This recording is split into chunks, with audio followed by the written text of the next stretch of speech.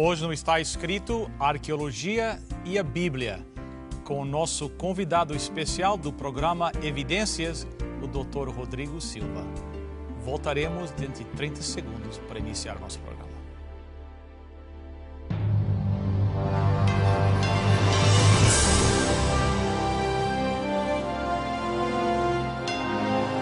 Venceu a prova do tempo. O livro de Deus, a Bíblia. Ainda relevante neste mundo complexo. Está escrito Canadá, partilhando mensagens de esperança ao redor do mundo.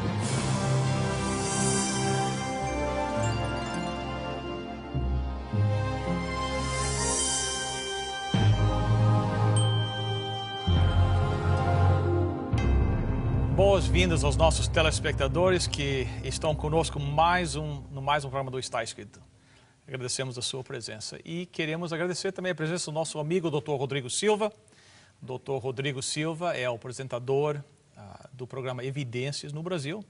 Passa na Rede Novo Tempo, vai até a América do Sul, África. O senhor é arqueólogo e aceitou o nosso convite para estar aqui conosco e nós agradecemos muito a gentileza sua de estar aqui conosco. Eu é que agradeço a oportunidade de voltar aqui no Está Escrito e que a mensagem de Deus possa realmente atingir a todos os telespectadores em suas respectivas casas. Isso é a nossa oração também.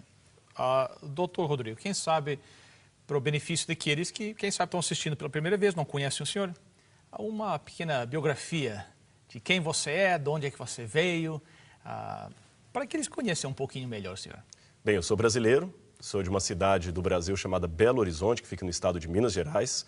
E atualmente, além de apresentar o programa Evidências, eu tenho como meu principal trabalho também, sou professor da Faculdade de Teologia no UNASP, que é o Centro Universitário Adventista de São Paulo, onde eu vivo e leciono várias matérias ali, arqueologia, grego e algumas outras áreas ali. E é um prazer estar aqui. Nós temos alguns cursos na área de teologia e arqueologia também, e filosofia.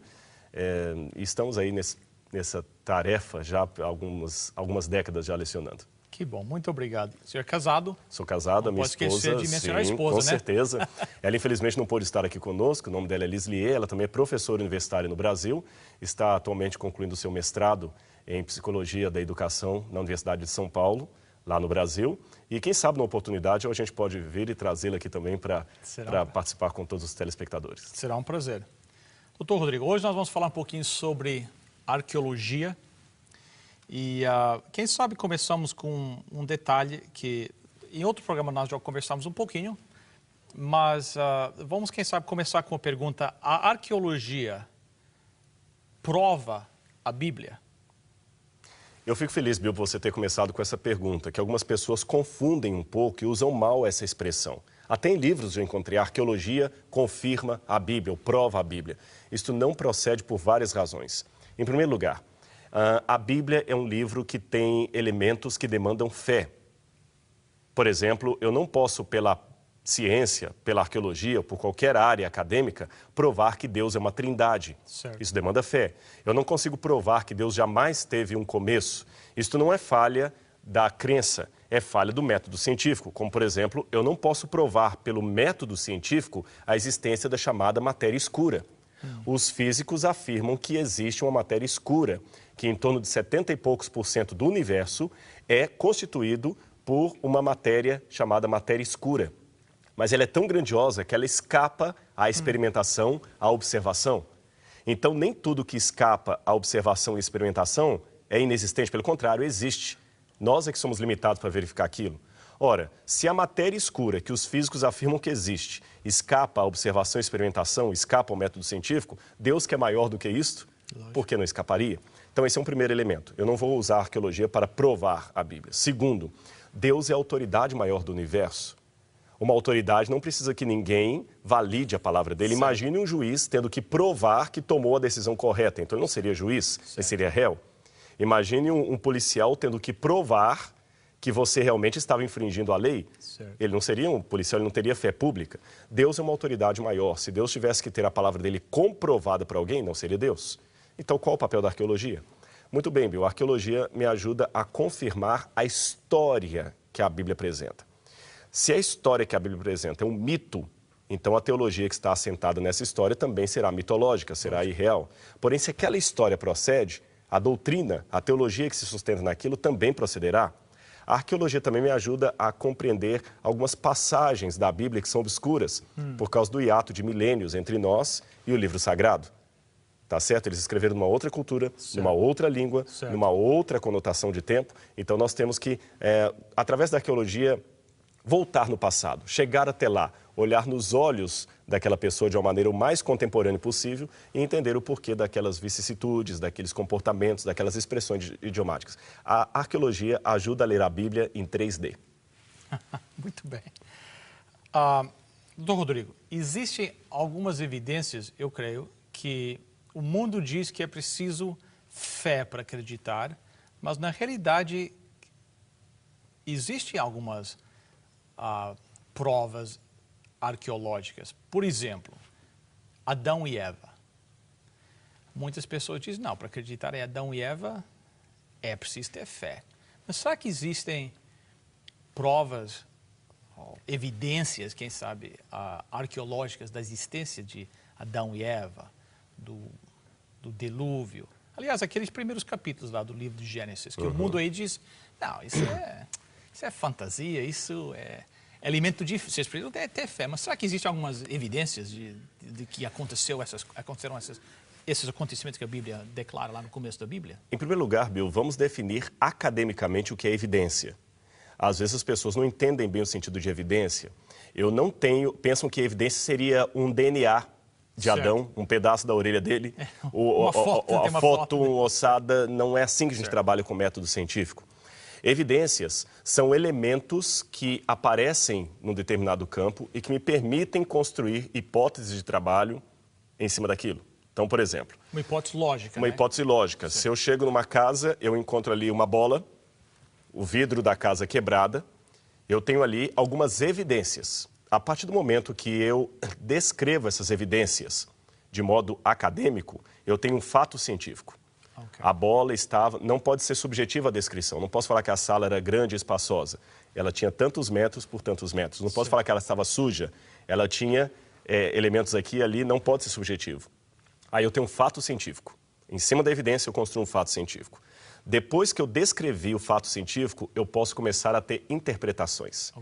Então, se existem 2 ou 3 interpretações em pé de igualdade para explicar aquele fato que eu não presenciei, eu chamo isso de hipótese de trabalho.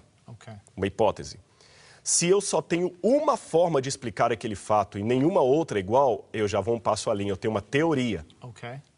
Se eu consigo repetir o processo em laboratório e observá-lo, eu tenho uma lei. Então, essas coisas são importantes. As pessoas misturam hipótese com teoria como sendo... Não é a mesma coisa. Então, é uma progressão de hipótese... Até chegar à lei. Então, nós temos a evidência, nós temos o fato científico, hipótese de trabalho, teoria, lei. Agora, quando eu estou falando de história, eu não posso falar de lei, porque eu não posso repetir a história em laboratório. Eu fico mais no campo das evidências, subo no máximo até a hipótese. Evidência, fato científico e hipótese. Então, vamos pegar as evidências. Eu trouxe aqui comigo, gostaria de mostrar para você, Bill, e para as pessoas que estão em casa. Esse aqui é um tablete cuneiforme. Esta aqui é uma cópia. O original está no nosso museu lá no Brasil, eu não poderia trazer. No Museu do Louvre você tem vários tabletes desses, no Museu Britânico você tem, no Museu Metropolitan Museum de Nova York. Aqui você tem das primeiras formas de escrita da humanidade.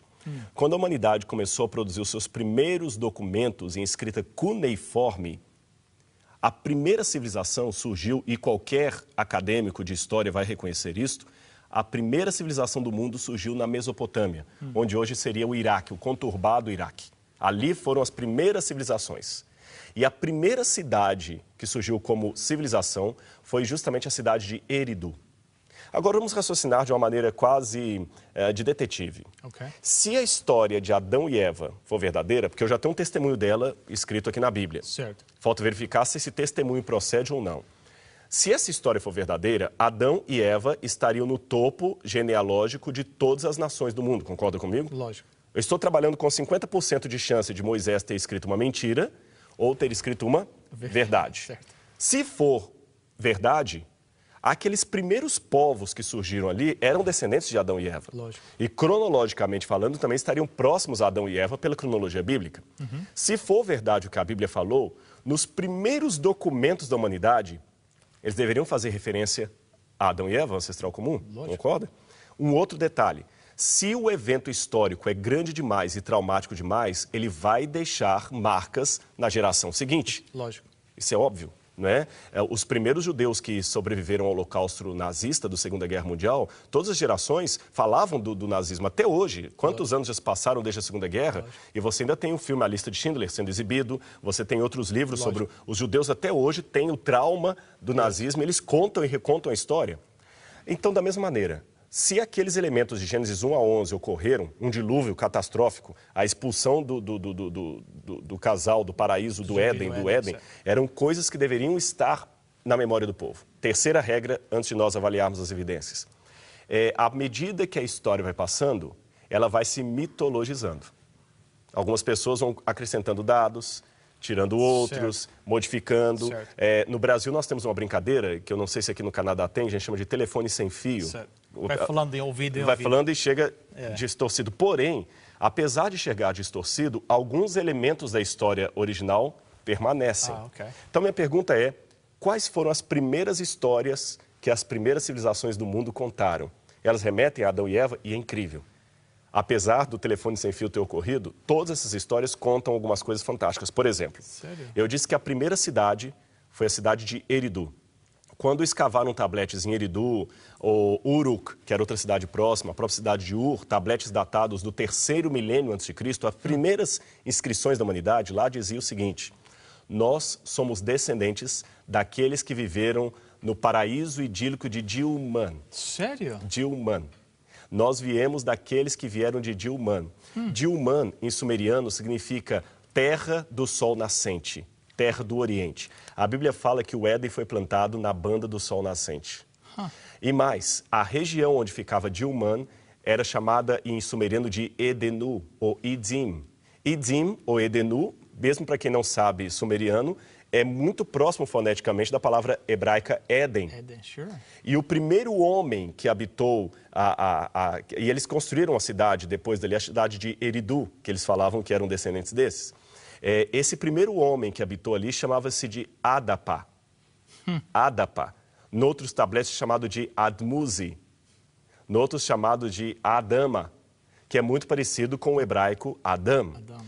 A ideia que eu tenho é que, assim como o nome João, em português, pode virar John em inglês, Jean em francês, Johann em alemão, Yohanan em hebraico, mas você vê que pelo som é parecido. O nome Adão também estava nessas outras culturas. E mais, Adapa também foi tentado a comer uma comida permitida apenas aos deuses. Sério? Isso tudo aparece ali. Aparece. A figura de Ningizidah, uma serpente. A serpente aparece, uma serpente diabólica que os leva. Há também a história dos Anunnakis, que promoveram uma rebelião no céu contra os deuses. E esses Anunnakis eram em número de 900. 300 Anunnakis ficaram rebeldes, 600 ficaram fiéis. Um terço caiu. E a Bíblia fala de uma rebelião também com um terço. As semelhanças são incríveis, muito incríveis. Mesmo você pegar Lévi-Strauss, por exemplo, o falecido Lévi-Strauss, que era ateu e que não aceitava a historicidade da Bíblia, mesmo ele ficava impressionado como o núcleo da Bíblia está presente em outras culturas. E não somente ali em outros lugares. Sumarizando, eu acredito que eles traziam ainda essas histórias contadas pelos ancestrais e fizeram uma coisa. No Brasil, nós temos um fenômeno que nos Estados Unidos tem. Eu conheço pouco o Canadá, mas eu presumo que aqui também eu vai encontrar algo semelhante. Nós temos cidades fundadas por imigrantes. Certo. E quando eles fundam cidades, geralmente eles colocam ali o nome de alguma cidade dos seus antepassados. Nós temos no Brasil, você tem, por exemplo, nos Estados Unidos, você tem a região da New England, a Nova Inglaterra. No Brasil, nós temos Nova Trento, nós temos Novo Hamburgo, nós temos rios que têm o mesmo nome de lugares da Europa por causa dos imigrantes. Acredito que aqui também. Aqui também é a mesma coisa. Eles colocaram o nome dos dois rios ali de Tigre e Eufrates, que eram justamente o nome de dois rios dos 4 que haviam no Jardim do Éden. A cidade de Eridu, alguns presumem também que teria alguma ligação etimológica com a raiz da palavra Edin, Éden, que significaria planura. Então existem muitas semelhanças, são incríveis. E isso aparece em vários tabletes, né? E, não é só um, né? E outra curiosidade, quando antropólogos de antropologia, especialistas em antropologia social, foram estudar culturas fora do Oriente Médio, fora ali da Mesopotâmia, e encontraram traços também entre os hindus, os indianos, os chineses, os africanos, encontraram até nos índios americanos. Pelo menos uns 5 ou 6 elementos centrais aparecem em todos os mitos que tem ao redor do mundo. Agora eu estou falando dos 5 continentes. Eles falam de um casal feito do barro, que foi expulso de um paraíso idílico. Eles falam de um dilúvio que cobriu todo o mundo e apenas alguns se salvaram. Eles falam da construção de uma torre que confundiu a língua das pessoas. Eles falam de um fratricídio original, um irmão matando o outro originalmente, quando nós temos Caim e Abel. Esses elementos, e eles falam também de um fruto proibido, esses elementos estão presentes em várias centenas de culturas espalhadas ao redor do mundo. Isso me faz supor, como acadêmico, que não é uma lenda, mas é uma história tão real que todos os povos que derivaram dela a testemunham por uma fonte comum. Não é que a Bíblia copiou esses mitos. É que a Bíblia e esses mitos reportam a um único fato histórico. Só que a Bíblia, evidentemente, mantendo a tradição e aqueles deturpando. Alguém pode perguntar como é que eu sei que a Bíblia está mantendo e a Bíblia não é mais uma deturpação? Se me permite rapidamente, não tomar muito tempo, Bill. Existem muitas diferenças entre a Bíblia e esses mitos. Em primeiro lugar, agora eu vou falar das diferenças. Eu falei das semelhanças. Certo. Mas, antigamente, os críticos diziam que a Bíblia inventou essa história. Certo. Agora que essas coisas foram descobertas, os críticos dizem que a Bíblia plagiou estas... Eles criaram a Bíblia... Porque a Bíblia veio depois. Certo. Mas eu tenho provas de que a Bíblia não plagiou. E agora eu queria falar das diferenças que colocam a Bíblia como superior. Em primeiro lugar, todos esses mitos são baseados no politeísmo, na adoração a vários deuses. A Bíblia fala apenas do monoteísmo. Se a Bíblia tivesse plagiado esses mitos, ela deveria ter também uma raiz politeísta. Exato. Segundo, todos os mitos, inclusive agora falando de mitos mais recentes, como da Grécia, por exemplo, todos eles colocam uma coisa interessante. Colocam que os deuses nasceram depois do universo. O universo ou forças caóticas existiam antes dos deuses.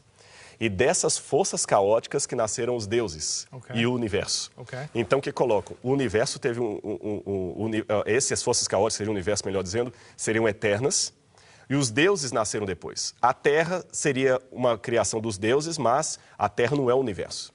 Interessante, o universo é eterno, os deuses nascendo depois. A Bíblia é o contrário. A Bíblia coloca que Deus criou o universo. Até a época de Albert Einstein, os mitos estariam com mais razão para os cientistas do que a Bíblia, porque até a época de Albert Einstein costumava-se dizer que o universo era eterno. Mesmo Isaac Newton, apesar de crer na Bíblia, trabalhava com a hipótese de um universo eterno.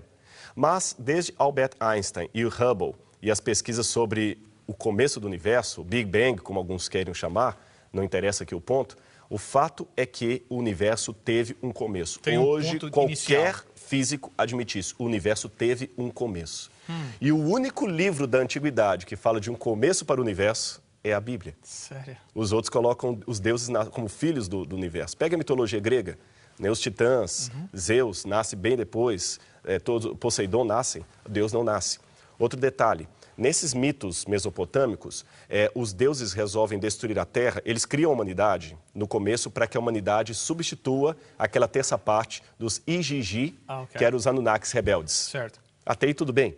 Mas eles queriam apenas servir. Nos mitos, os deuses fizeram o jardim de Edin para seu próprio gozo. Certo. E criaram o homem do pó da terra para servir de empregado deles. Certo. A Bíblia diz que não.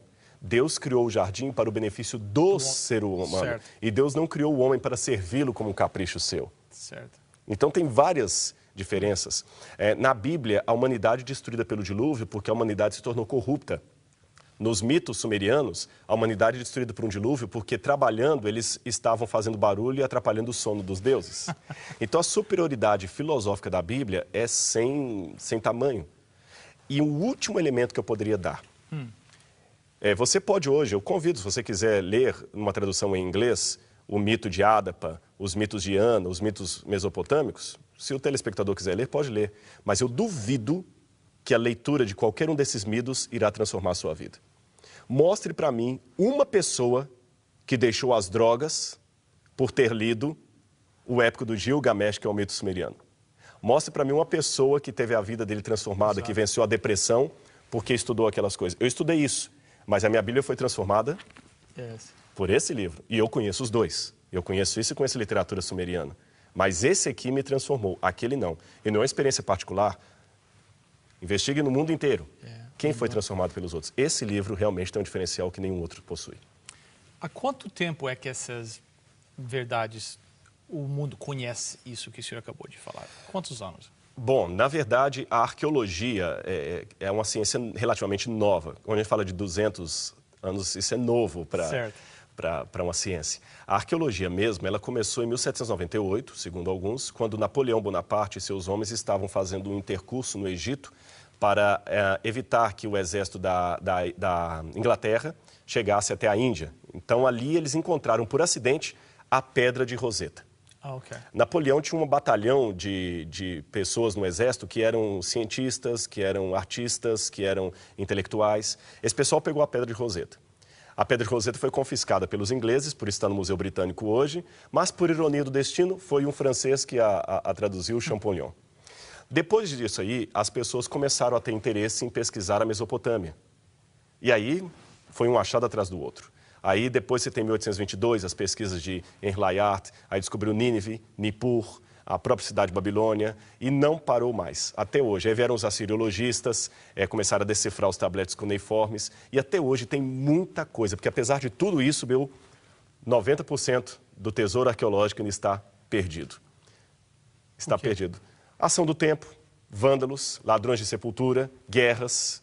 Infelizmente, muita coisa se perdeu. Mas os 10% que já foram encontrados ilumina tantas páginas da Bíblia que é fantástico. E realmente eu posso quase afirmar, como Jesus disse uma vez, se eles se calarem, as próprias pedras clamarão. Eu acho que as pedras estão clamando de alguma maneira. Agora, o senhor trouxe outra...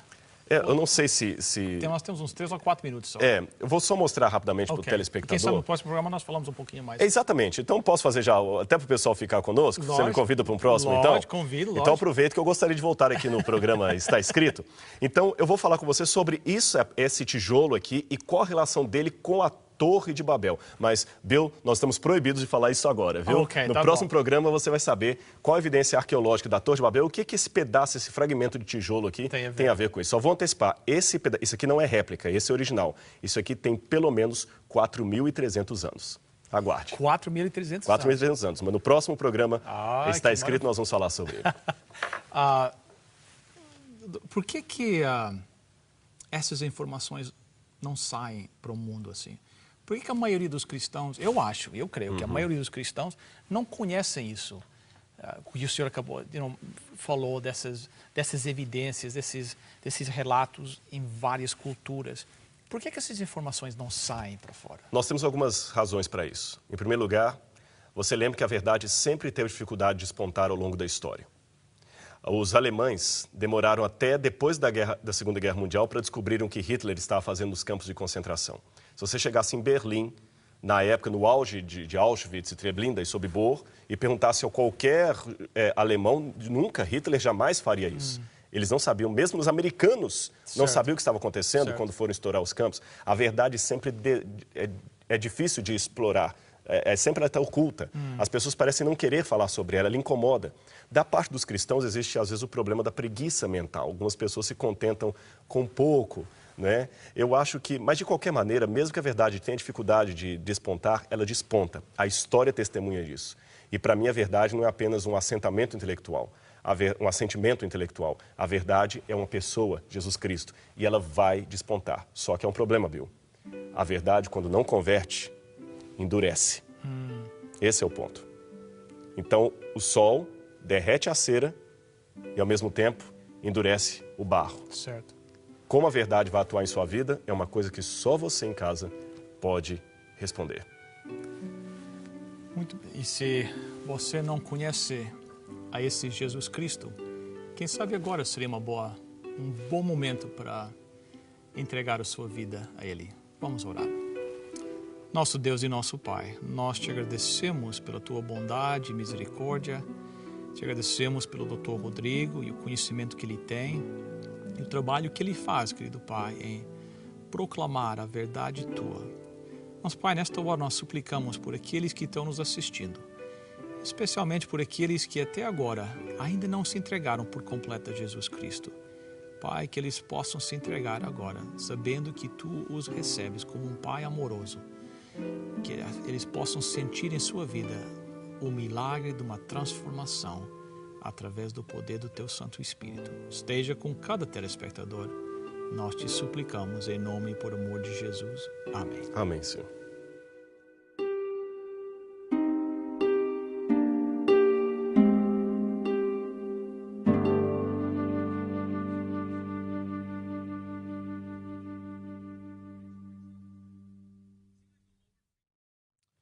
Bem, doutor Rodrigo, chegamos ao final de mais um programa. Mas a próxima semana estamos aguardando esse pedacinho de tijolo aí. Com certeza. Obrigado. Obrigado, telespectadores, também por estarem conosco. Lembre-se do website, estaescrito.ca. Lá, vocês têm um link lá que vocês podem assistir o programa do Dr. Rodrigo, Evidências, lá do Brasil. Você também pode assistir este programa, pode indicar para um amigo, um vizinho que não assistiu, que você sabe que essas informações seriam importantes. Lá você pode fazer isso também, do website, estaescrito.ca. Você pode mandar um pedido de oração, você pode mandar comentários sobre o programa e também, se o Espírito Santo tocar no seu coração, você pode mandar uma doação para o nosso ministério também. Até a próxima semana, que Deus nos guarde e lembre-se, está escrito, nem só de pão viverá o homem, mas de toda a palavra que procede da boca de Deus.